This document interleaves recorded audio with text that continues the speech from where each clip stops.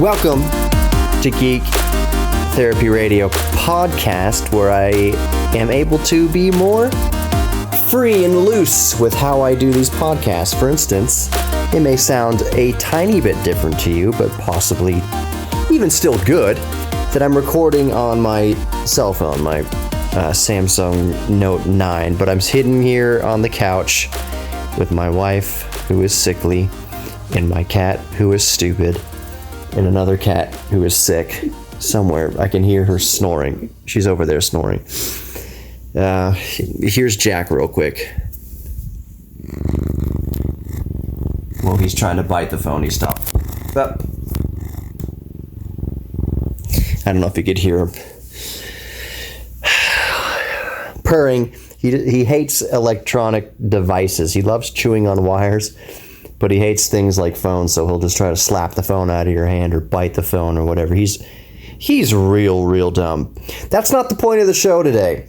And the reason I'm recording on the phone is that it's been a busy day. I've been doing a write-up almost all day for an episode coming up, kind of deep diving into my reminiscence on the Game Boy Color. I recently did an episode on here about the Game Boy camera, but I'm doing a Game Boy Color episode that is also going to be on the YouTube channel because I haven't added anything to that of substance in the last couple weeks. And as with doing anything like this podcast or YouTubes or anything like that, you have to be consistent. You have to keep putting stuff out.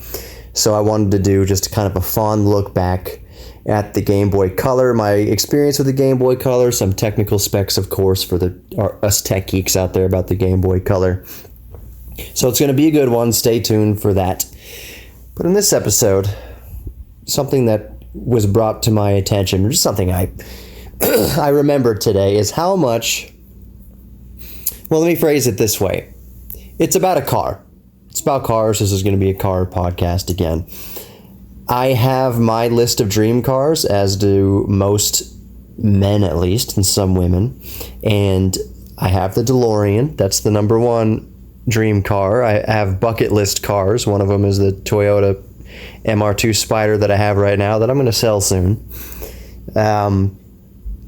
So far my dream cars, well, I wouldn't call the MR2 a dream car, it's just a bucket list car. There's a difference. We can get into that too. Bucket list car, dream car. So my list of dream cars has been the DeLorean and an Audi R8 of any year, but preferably the first year model. But that's not really, I mean, it is dream. Are you okay, babe? Oh, he's chewing on wires. That's fine. Maybe he'll electrocute himself. And he'll be just fine. For anybody listening from PETA. Anyways, we're not going to let him do anything stupid. I have to clarify that. I have to. So anyways, the Audi R8, that I wouldn't so much classify that as a dream car so much, because really for a dream car, you'd think popularly that it has to be something that's out of reach. That it's something that's going to be just exorbitantly expensive. That's why it's a dream car, because you know you'll likely never have it.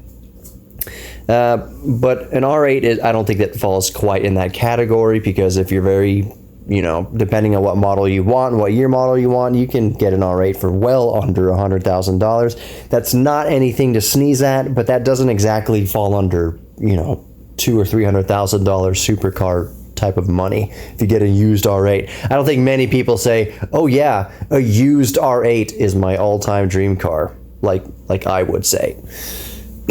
So I would say the only Lamborghini I like. So when we get into the realm of cars like that, Lamborghini and Ferrari and things like that, Bugatti, those are proper dream cars. Except there is not, among Ferraris, the only one that I would have, if I just had a lot of money and could add to my collection, really the only Ferrari that I'd want isn't the typical one that most people would say. In fact, when I tell you the model of Ferrari that I'd like to add to the collection, you'd probably say, really?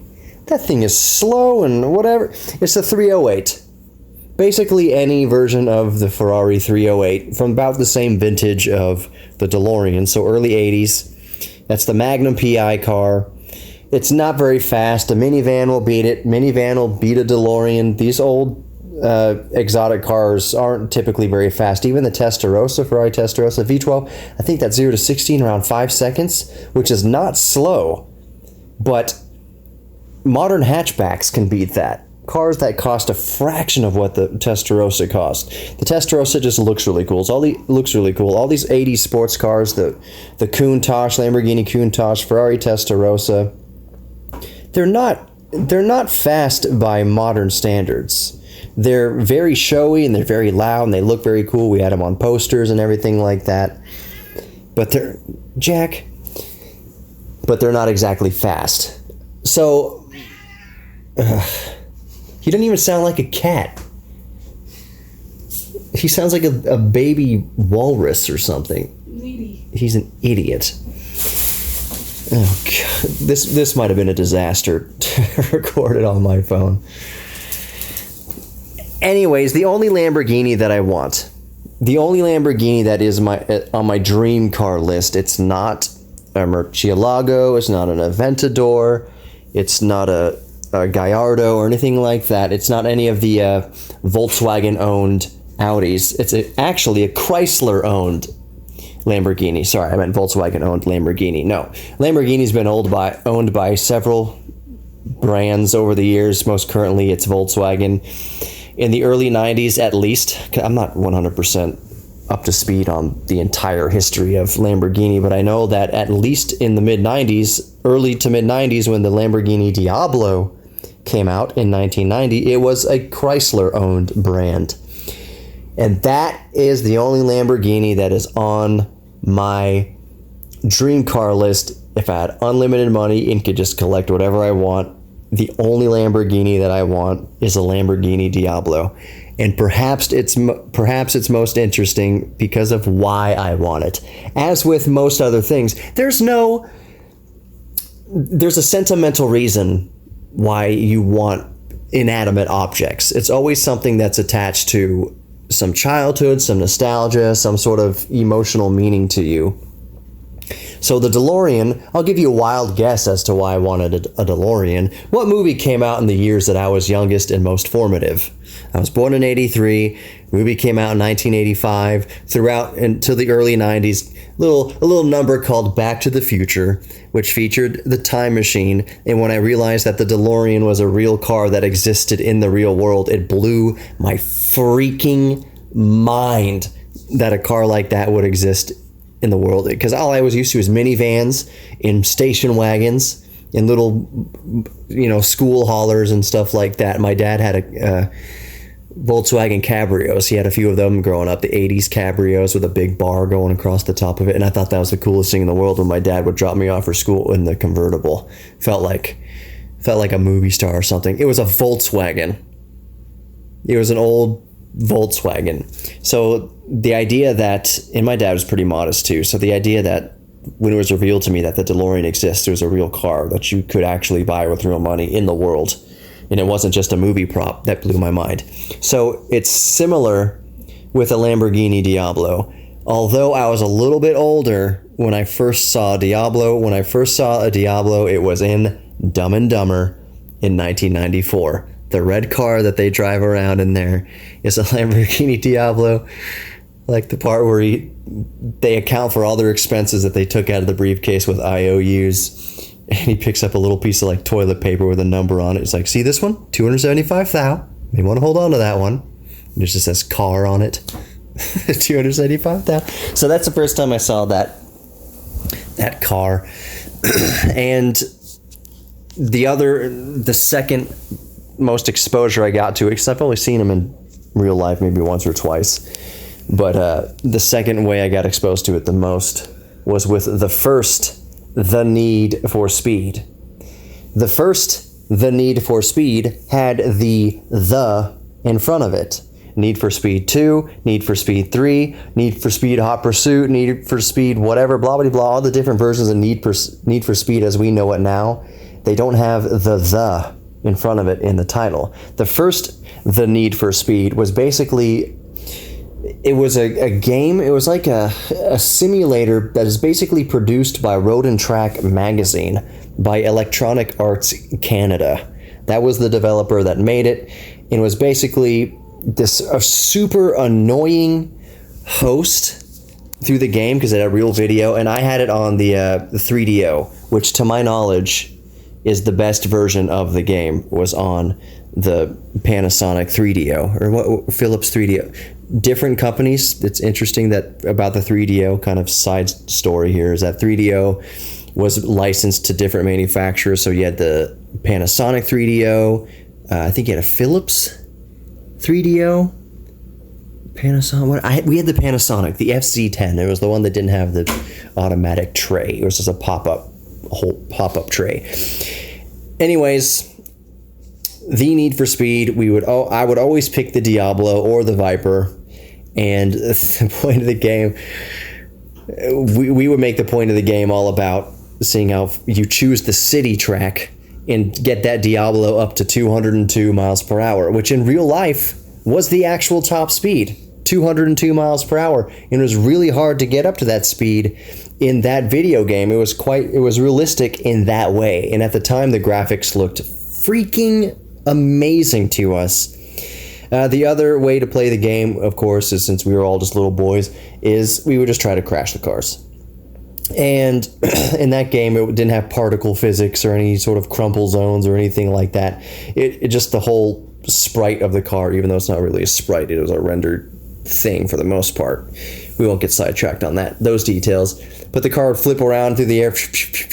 We try to see how high we could get it to flip in the air. There was one track called, I think it was Alpine, where you drive for a couple miles and build up speed, and the course would undulate. The asphalt would undulate because you're going through the hills right before you go up the mountain, because it was called Alpine. And there was one crest where you go over the crest, and if you're going fast enough, you just catch this air. It's a blind crest, so you'd go over it in the opposite lane of oncoming traffic and hope you don't hit something going on top of the crest, but hope you come down on something on the bottom of the hill. And it was so fun. We used to hook up the VCR to the 3DO to record the crashes, so that when our friends came over, we could say, "Look at the crash I did in 3DO." And all our friends would put in their names in the top 10 list and stuff like that. My friend Corbin, his name on the top 10 list, high score list, was Carbon Rod. Carbon Rod. I don't know why. I have no idea why. My nickname back then was Jonix. JOHNNX. And that's because I got in trouble in 5th grade, and it was one of those things where the teacher leaves the classroom and she appoints one student to sit up front and write down anyone's name who talks or cuts up. So of course the girl wrote my name down, and probably most likely only my name. And she didn't. Probably deserved it. Okay, my goodness, peanut gallery. So she kind of dragged the chalk a little bit on the Y, so the Y looked like an X. So everyone said Jonix, because that was my name in 4th and 5th grade. Jonix. It was stupid.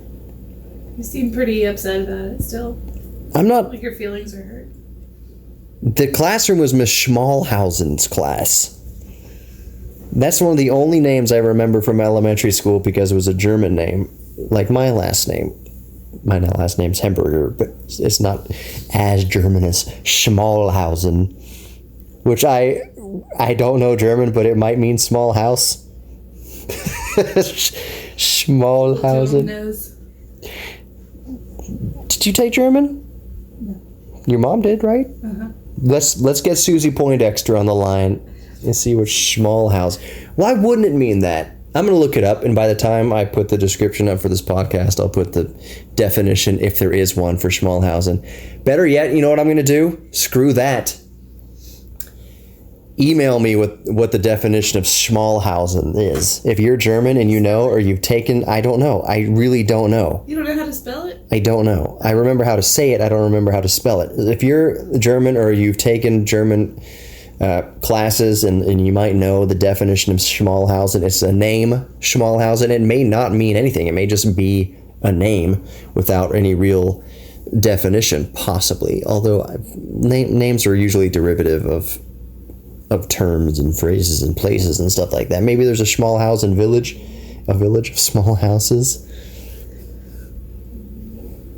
I don't know. My wife is giving me so many looks right now. So yeah, email me, geektherapy@iheartmedia.com. geektherapy@iheartmedia.com. If you know what the word Schmalhausen means in German, or if I'm even pronouncing it correctly. My last name is German. I'm of German heritage, but it's been 150 years since a hamburger is probably spoken German. No, not even 150, less than 150. We came here in the late 1800s, early 1900s, around that part. So we missed all the terrible things that happened in this country. So we're our lineage is, and we also missed the terrible things happening in Germany afterwards. So I'm clean, brother. My bloodline is historically Well, I better be careful now. Yeah. We are not. We have never been a part of any unscrupulous historical occurrences. The hamburgers haven't. Maybe there's probably hamburgers that stayed in Germany throughout the World War II. The show is really taking a turn. Well, I get to. It started with cars. It did start with cars. You talked about a Game Boy at one time, too. I said I'm recording on the phone because I ran out of time today because I was doing a big write-up about the Game Boy camera. I was researching the subject, so I had to come home and bang this one out. So the Lamborghini Diablo is my dream car. It's the only Lamborghini I've ever wanted. I get to derail on the podcast. That was my brother's dream car. Diablo? Are you sure? It was blue, and he had a picture of it that he wouldn't want me to say it, probably. I think he carried it around with him. Or he at least had it in his bedroom, because I remember seeing it. And it was like, I think probably for the same reason of Dumb and Dumber. Are you 130? It was the Lamborghini Diablo. It's the only reason I not the Countach? No, it was the Diablo. Because it was the same one from the movie? It was the Diablo. Did it say Diablo on it? I knew what a Lamborghini Diablo was because my brother wanted that car and carried a picture. He carried it in his pocket. I don't know if he carried it around, but he definitely had it in his bedroom. That's not so far-fetched. Because one of the things I did in writing up the Game Boy Color thing was that in 1998, so this is a little teaser to the Game Boy episode coming out, Game Boy Color episode, is that in 1998, I was 15 and I wanted a Game Boy Color more than I wanted a kiss from my crush. So that there's something there for a therapist to take apart probably, but we won't get into it. But that's how badly I wanted a Game Boy Color. I would think like, man, if Brittany would kiss me like tomorrow or I got a Game Boy Color, what would I want? Not my brother's wife. A different Brittany. Let me clarify. This is 1998. It's well before that. And it's even spelled differently. And I'm not going to give her last name because that's just not cool to do. No. But when I was 15 years old, greasy, pimply face, long hair, would I want to get kissed by Brittany or would I want a Game Boy Color? I wanted a Game Boy Color more. So I can understand. I'm just the roundabout way of saying I understand why your brother would carry around a picture of a car in his pocket because he's probably around the same age-ish. Maybe not. That might be a little too old to carry around a picture of a car in your pocket. He definitely had a girlfriend by that point. So I don't think he carried it around in his pocket. I think he kept it in his room. So he had a girlfriend. And instead of a picture of her in his wallet. Oh, don't worry. He had pictures of her too. Let's get into that while he's not here. Sorry, brother. Okay. So I don't, man. Is that going to wrap this one up? Has anyone listened? That's how you want to end? Well, how do you want to keep it going? What's your dream? I think I know what your dream car is. What is my dream car? A Bentley. Yeah. Because you say it's really pretty. It is pretty. The coupes are pretty. Coupes. How much soup would you put in a coupe? Would you fill a coupe with soup? Even though it's pronounced coupe. All right. Technically.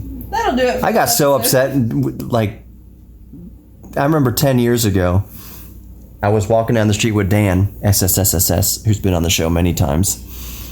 And so, man, maybe like my next car, I don't know, man, I think that the 2-door Nissan Coupe looks okay. He goes, yeah, the Nissan Coupe looks pretty decent. Like, what do you say? I know that it's pronounced coupe. I know that that's the technical way of saying it, but it sounded really dumb. Like, what, Dan, like, who are you trying to, I looked around, we were in Southwest Houston or whatever. Who are you trying to impress? Coupe. A coupe, like I need to give him a long cigarette holder and one of those French hats and a striped shirt. Play an accordion. The coupe looks nice. Okay, Dan. All right. Ooh! All right, this is the last story for this podcast. You'll be glad if you stick around and you haven't already stopped this, which I don't blame you if you did, because I'm rambling at this point. But here's a good story. I'm going to forward this podcast to Dan so he can... I might have him on just to talk about this story, reminisce about it. Okay, so real quick on the way out here, here's something that Dan and I used to love to do when we lived together off of Westheimer here in Houston. Sarah, stop giving me that look. This is nothing homoerotic. Stories between you two. Okay, it's a little bit. Okay. All right. So anyways, my wife is questioning our entire marriage. So we lived off of Westheimer, and we would do this thing every once in a while. We did 2 or 3 times, called the Westheimer Walk. Westheimer is a very long street. Sarah, just hold on. It's a very long street here in Houston. And all we would do is see how far we could walk with Riot Punch. We would carry Riot Punch with us, which is Gatorade and cheap vodka, basically. You drink half of the Gatorade and put the vodka in there. And every street corner, every signal we came to, we had to at least do 1 chug. So that was the Westheimer Walk, is seeing how far you could walk before you just have to lay down, basically, because it's hot outside and you're drinking. See, we thought that the Gatorade would kind of offset the alcohol, like replenish you at the same time of drinking. That's why it's called Riot Punch. It's because you can just keep drinking it and you stay hydrated, so you can riot like after a hockey game or something like that. It turns out the heat is too much. And every time the alcohol will outweigh and outdo the effects of whatever electrolytes you're putting back in your body at the same time, because it doesn't work, but it makes Westheimer walks really fun. I took a nap on a street corner just for a few minutes. I wasn't drunk. It was just that it was just that the heat was too much. So I said, I'm just going to curl up here under this bush for a little bit until the light changes. And then the light changed and continued our walk. We got real hot, so we walked into an academy or something and just just sat on an aisle in the back with our Riot Punch. I think we took a bus back home. Did we? No, we walked back. I dipped my head in a fountain outside of a restaurant. You should have ended it earlier. Oh, gosh. This was 2000 and... Still, you were too old. 7 or 8? To be doing all that. I was in my 20s. What part of your 20s? Early 20s, like 23? That's too old. 24? Way too old. The Riot Punch? I don't really recommend that activity, because if you're old, I could do it now. If Dan comes back, we'll probably... No, you can't. You're telling me no? Because it does... Let me just remind you of every time we go on a trip and you say, I'm gonna just drink and have a good time, and you have 1 drink and you're done. Right, I never do it, so that's fine. So what's the problem? Getting older changes your abilities to be stupid, which is good. I can be stupid, I just can't recover from the stupid as quick. That's what getting older is. The more stories you tell of you and your roommates, the more reminiscent it is of Workaholics, and that show was written based off of No, I still maintain, this is a long friggin' podcast now, but I still maintain, if I think probably most people have seen the show Workaholics. we were not as dirty. That show is pretty. It is pretty dirty. Pretty dirty. We, not to say that we were saints, but we were definitely not just overtly dirty. Like, guys don't. Maybe it's just our group of guys who I felt we were, boyish enough. But no, I've never met a person in the world, a guy in the world, who talks about their private parts as much as those guys do in that show. I'm not talking as much about that as I am the creativity in inebriation. Yeah. Okay. Yeah. Creativity in inebriation. That is a very fancy way of putting fun ways to drink alcohol. Yes. Now I'm trying to think of fun ways we used to do it. I was not a big party animal. You just said you would literally... Your drinking game was walking down the street. Oh, yeah. But that wasn't like...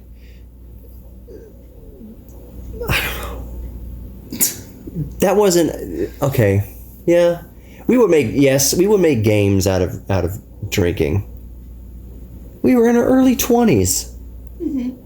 We were always within walking distance of home. We never drank and drove or anything. Slept in the corner. I took a nap under a bush for as long as a street light lasted. So a couple minutes or something like that. Mm-hmm. And it was just because it was 110 degrees outside and humid. And I was drinking Riot Punch. And it didn't help you riot. No. See, here we tried Riot Punch. It was terrible. Like within the last year or two, and it was bad. It was a bad idea. And really it's because it gets too... It was not mixed well. No, and the vodka cost $2 for like a quart of it. So I think that's still on top of the fridge right now. Yeah. It is terrible Slav grade vodka. SLAV. I know how to spell it. Like Russian. Yeah, got it. That area of the world. Slovakia. Yeah. I think that's about time to end it. That's a good long podcast. That was supposed to be about Lamborghini Countach, but wound up being... Or Diablo, but wound up being... We still talked about it. Fairly incriminating. Yeah. Is there anything else? I'll leave it there. Got to leave something for tomorrow. For the rest of the week. Sarah, is there anything you want to say? Any parting words? I love my husband. Very much. We're wearing rings. Yes, we are. We gave them to each other. That we was promised. A genuine I love you very much. I love you too, even babe. When your past is filled with so much stupidity. Past? Well, I hope you're not still falling asleep on street corners. Depends how tired I am now. Yeah. I'm not. I don't have time for all that stuff. I gotta come home to my wife and cook her grilled cheese sandwiches and chicken noodle soup. It helped. All right, it's about to get very mushy in this apartment. Thanks for listening to Geek Therapy Radio Podcast. Be good to yourselves and others. Remember that we're all geeks about something, so embrace your inner geek. And most freaking importantly, no matter how silly we get on the show, no matter how I self-incriminate myself in my silly past and sometimes silly present and undoubtedly silly future, know that you are worthy of giving love. You are worthy of being loved. You are worthy of love in general, period. Please know that. Please know you are worthy of love. And with that, I'll talk to you in the next one.